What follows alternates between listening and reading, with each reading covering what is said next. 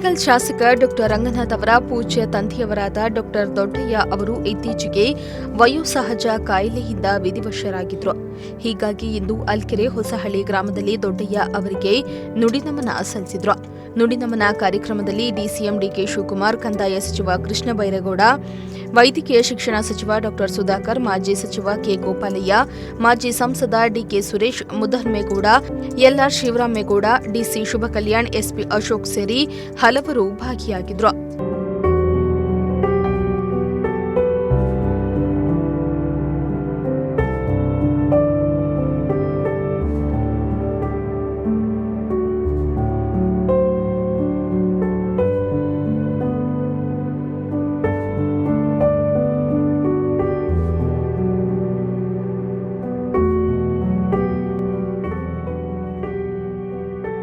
ಇನ್ನು ಕಾರ್ಯಕ್ರಮದಲ್ಲಿ ದೊಡ್ಡಯ್ಯ ಅವರ ಭಾವಚಿತ್ರಕ್ಕೆ ಗಣ್ಯರು ಪುಷ್ಪನಮನ ಸಲ್ಲಿಸುವ ಮೂಲಕ ಗೌರವ ಅರ್ಪಿಸಿದ್ರು.